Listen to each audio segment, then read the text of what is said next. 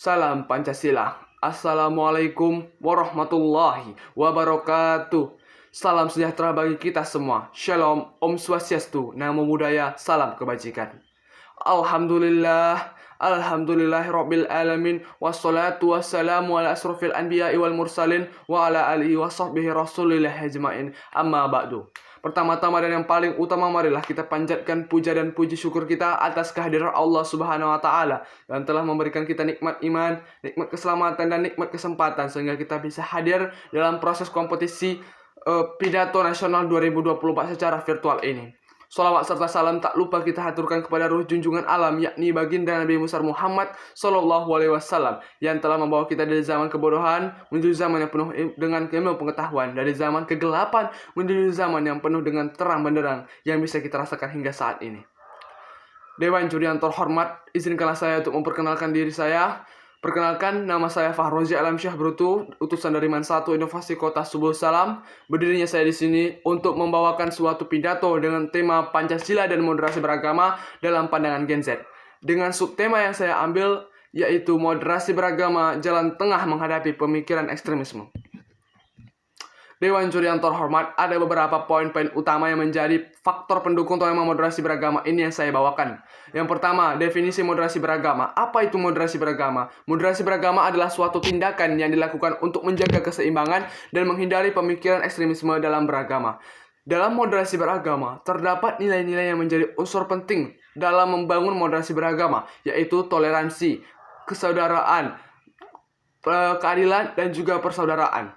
Yang kedua, apakah moderasi beragama penting di lingkungan masyarakat? Dewan juri yang terhormat melihat banyaknya di lingkungan kita, melihat banyaknya kelompok-kelompok radikalisme, fanatisme, dan ekstremisme terhadap suatu agama yang selalu memicu konflik dan masalah yang besar, membuat pentingnya kita untuk menjaga moderasi beragama yang bertujuan untuk menghindari pemikiran ekstremisme dalam suatu agama antar umat beragama di lingkungan masyarakat. Dengan kita menghindari pemikiran ekstremisme yang terjadi pada suatu agama, kita dapat mengurangi risiko radikalisme, fanatisme, dan memicu konflik. Dewan juri yang terhormat, pemikiran ekstremisme terjadi pada suatu agama di lingkungan masyarakat dikarenakan kurangnya keharmonisan sosial antara masyarakat.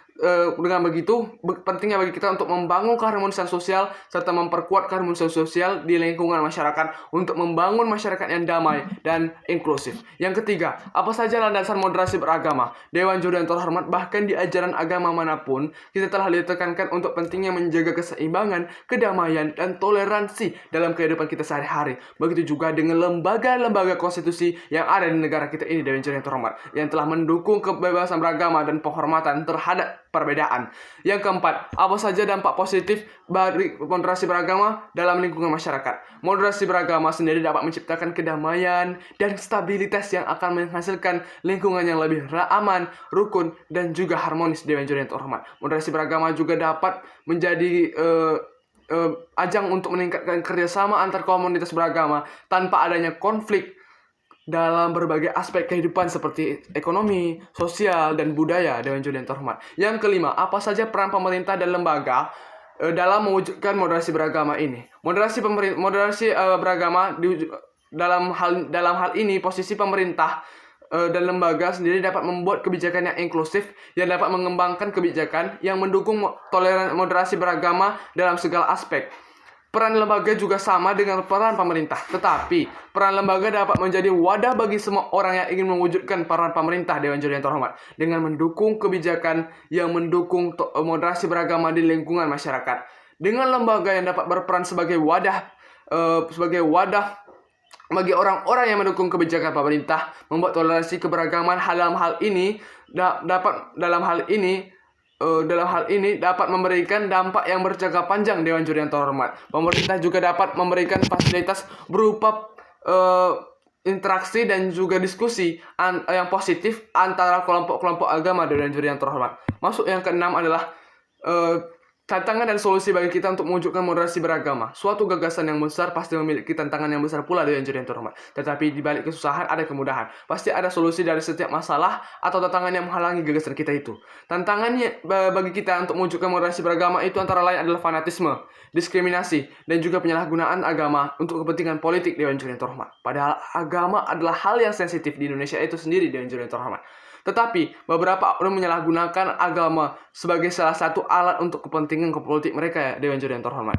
Yang dapat menimbulkan konflik yang besar pula Dewan Juri yang terhormat. Seperti yang saya katakan tadi, di balik kesusahan ada kemudahan. Solusi bagi kita untuk menyelesaikan masalah dan juga menjawab tantangan yang menghalangi moderasi beragama adalah dengan kita dapat membangun pendidikan yang inklusif dan juga berkualitas. Kemudian kita dapat memberikan sanksi penegakan hukum yang adil, tegas, dan keras bagi beberapa oknum yang melanggar peraturan yang telah diterapkan. Kemudian kita juga bisa melakukan promosi dan juga sosialisasi nilai-nilai moderasi beragama melalui media dan institusi keagamaan di berbagai institusi Dewan Juri yang terhormat. Sebagai contoh nyata dan studi kasus tentang moderasi beragama adalah Desa Balun yang terkenal dengan Desa Pancasila, terletak di Kecamatan Turi, Kabupaten Lamongan, Provinsi Jawa Timur. Desa yang sering disebut dengan Desa Pancasila karena kerukunan antar umat beragamanya. Di desa tersebut terdapat 2.000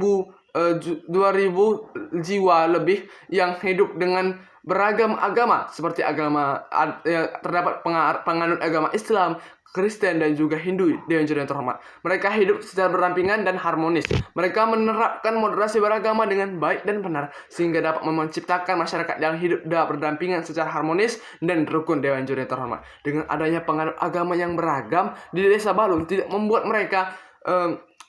keharmonisan dan kerukunan antara umat beragama itu rusak Dewan Juri yang terhormat. Tetapi mereka tetap melaksanakan moderasi beragama sehingga terciptalah kehidupan masyarakat yang harmonis dan rukun. Dewan Juri yang terhormat, masuklah kita ke dalam kesimpulan pada pidato saya hari ini.